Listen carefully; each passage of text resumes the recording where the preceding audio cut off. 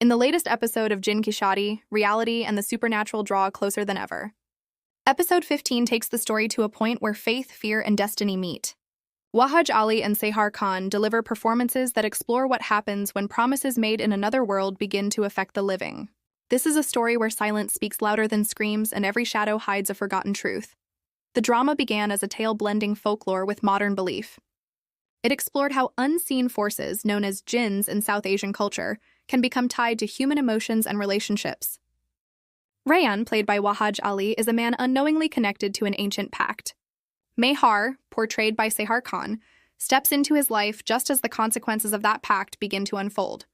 Until now, Mehar tried to help Rayan escape strange events, disappearing shadows, whispers, dreams that seemed too real. But this episode shifts the focus. It's no longer just about haunting.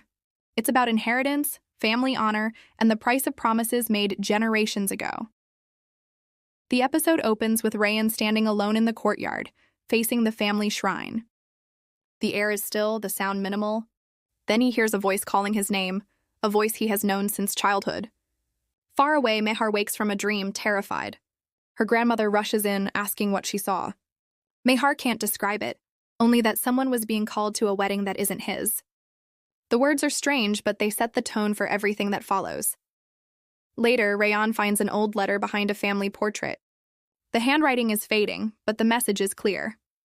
The promise made under the moon must be fulfilled, or the bond will claim its due. His father finally explains the truth. 2 generations ago, Rayan's great-grandfather made a desperate bargain with a jinn to save the family from ruin. In return, he promised that one of his descendants would marry the jinn's daughter. That promise was never broken. It was only forgotten. From that moment, things begin to unravel. Doors close by themselves. Shadows linger where they shouldn't. In one unsettling moment, Rayan's reflection speaks to him, whispering that the wedding preparations have already begun. Meanwhile, Mehar seeks guidance at the mosque. The imam listens carefully, then tells her, "Don't fight the jinn. Understand the promise." That single line defines the entire episode. It's not about war. It's about understanding and release. Determined, Mehar returns to Rayan and insists they try a ritual to end the curse. At midnight, they light candles at the shrine. The verses of the Quran echo in the wind. But as the ritual begins, the air changes. The candles flicker. The ground trembles. And then from the shadows she appears, the jinn bride. She is not a monster. She is ethereal, graceful, her eyes faintly glowing. For a moment, she looks more human than spirit. When she speaks, her voice is calm and filled with sorrow. "You think I want this union? I was promised, not asked." That one sentence changes everything. The jinn bride is not an enemy, but another prisoner of the same vow.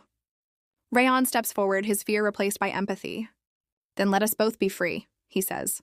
The screen fades to black. The final sound is distant wedding drums echoing through the night. Episode 15 isn't about horror, it's about consequence. It shows that ancient decisions still shape the present. It's about promises made in desperation and the courage needed to break them.